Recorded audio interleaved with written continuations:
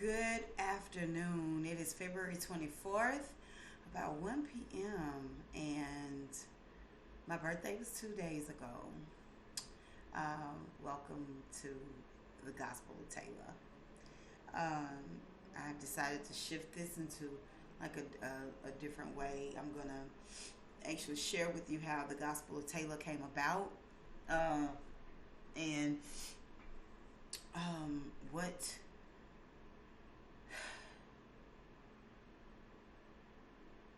um, and what it's about, how it came about, and what it's about, the purpose of it. It's not solely about me. It's just really to share my experience and how I'm getting through this world. Um, so the Gospel of Taylor came about probably about a month, 2 or 3 weeks ago. Let me say a month ago, 2 or 3 weeks ago, when I came back from um, Chattanooga.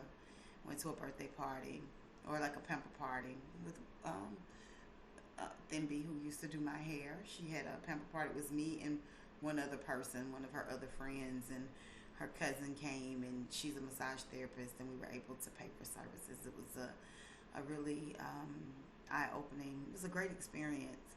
Um, but when I got home, I sat in my car and I looked at my odometer. And I've shared this on another platform. You know, a lot of people didn't see the interview that I did with K Ray. If you didn't see it with Resounding Wholeness, please go to my Facebook page and watch it. But when I got back home, I looked at my odometer. Like, I just sat in my car and I looked at my odometer, and it was like at 233,000 miles. And I was like, why are you waiting to get a car when this car breaks down? Like, you want another car. Excuse me, you guys. And it's okay to get a car note. Like, for me, it's like, I don't want, that extra bill. I don't want a car note. But it was like, it's okay. I came in the house and I looked at my house and I was like, oh my God, I need to clean up. That week had been so hard at work. Like, I had a really rough week at work, and I looked around my house and I was like, I need to clean up. So I started cleaning up, and I was like, you know what? I don't feel like it. So I sat on the couch and I just kind of looked around my house, and my friend Mario and I were talking about becoming roommates, and but I looked around my space and I was like, you know what? I'm not ready to give up my space. Like, I'm not ready for this. I like where I live. And so I made that decision. And I looked down at my feet and I was just like, oh my God, look at my feet. They look a mess. And there's this one particular place that I like to go and get my pedicures. And but the line is so long, like, all the time. And so I always make that as an excuse. And I was like, no, Taylor, like, you live in DeKalb County. Girl, please. It's 8,000 freaking nail salons around here. Find one. Go. Oh, yo, look at the reviews and go. So I got up and I went and got my feet done. I went and got my eyebrows arched. I got some American Deli. And it was just really a great day. And I just made some decisions in that moment. But I also sat down and I was like, a part of my issue is that I don't believe in anything. Like, a lot of you know, I'm not a Christian. I talk about my existential crisis all the time. I feel like I'm always like kind of stuck in one, because I look at, the world, and I look at this and I'm like, none of this is real. Like, the lights go out, we'll be trying to figure out how to survive. like, and it's become an issue with my mental health. And I'm not gonna say mental health. Most people would think that it's mental health. And so I've garnered like this paranoia. It's crazy. So, I'm a conspiracy theorist and all this stuff, where I used to didn't even care about half the stuff that goes on. And so I had to look at that too and say, you know what, like, this has got to stop, because it's keeping you from doing the things that you're supposed to be doing. Like, it literally stunts me. And I'm on here just to kind of talk about it, because this is the last part of the process of it, and I've got to make some decisions in order to get out of this place where I have been stuck for what feels like the past 5 years. It probably has been the last four. When I went to Augusta, that's when it really got bad, and I just can't quite get out of it. And sometimes when you get to a place, it's hard to come back from it. Like when you have this thought process, it's just hard to like snap back, and you probably are never meant to. So I was like, there's not really anything that I believe. A couple of weeks before I had that revelation, like I used to meditate heavy. I used to meditate. I had this whole routine. I would get up, I would meditate for like 2 hours, and I would go outside and I ground, and I had this playlist that I would listen to, and I would be ready for work until I wasn't. And I would do all of this, and still the anxiety would kick in. All this other stuff would just start kicking in, and the thoughts would start coming.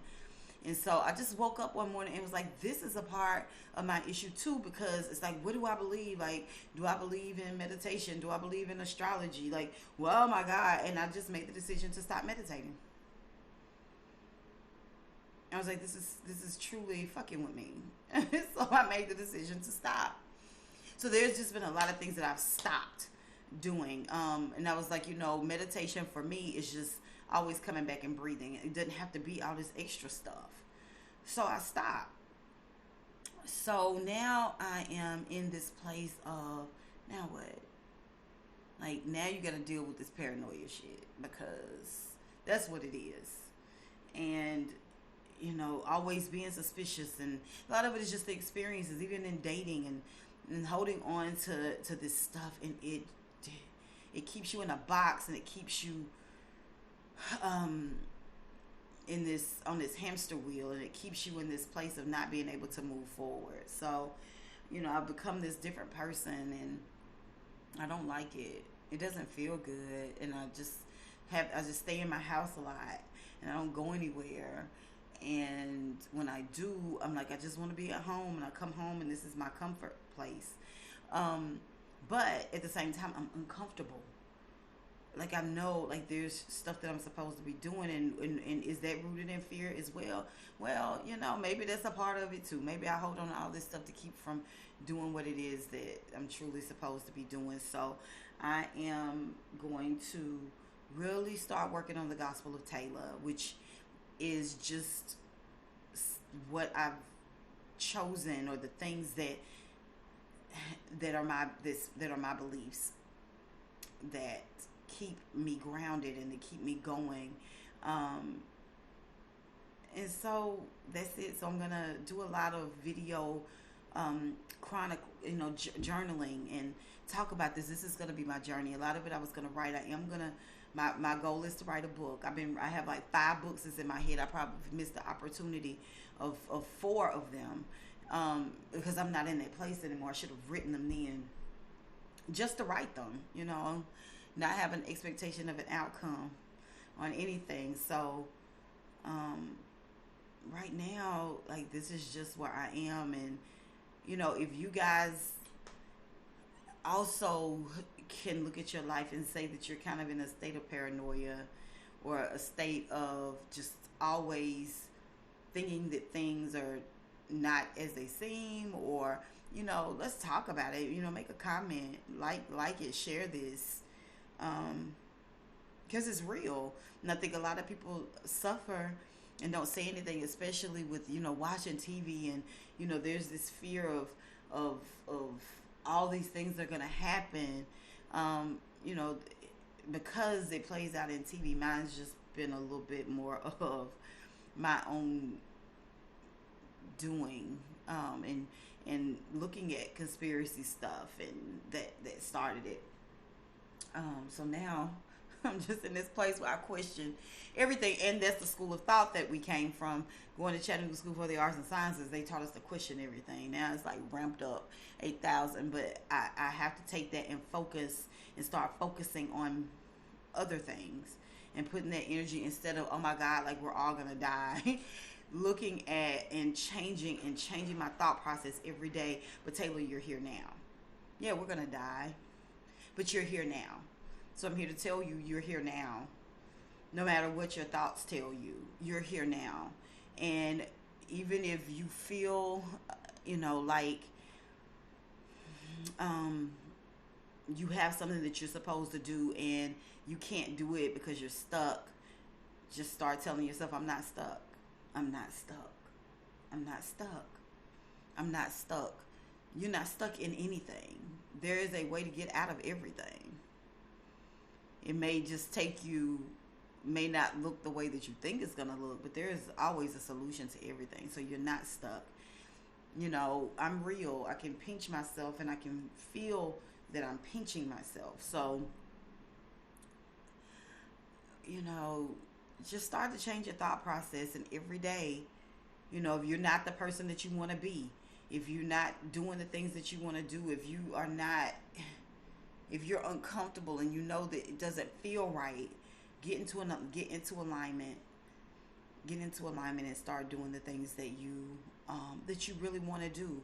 And don't focus on the outcome. Just do it. Don't do it because of money. Don't do it because of anything other than this is what you want to do. So I am going to talk a lot more about the Gospel of Taylor, and I'm going to share it on here.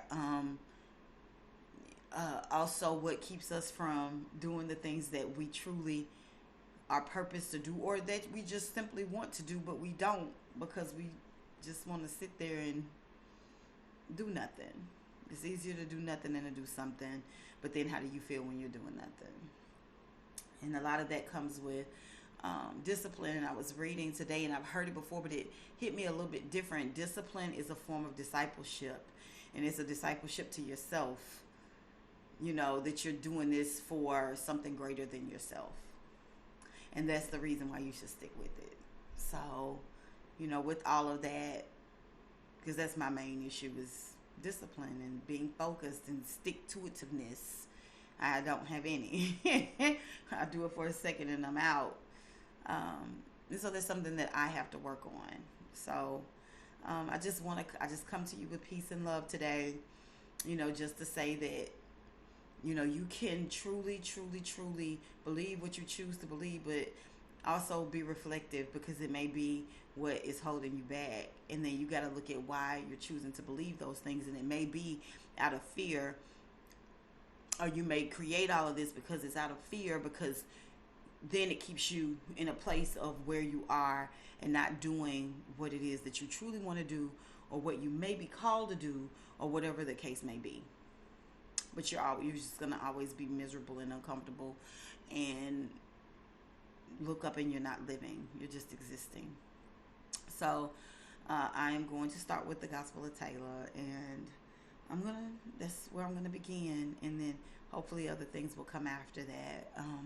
But I love you dearly. And I hope that this video has touched you. There'll be many more to come. But I hope that this video has touched you. I love you dearly. And I wish you well.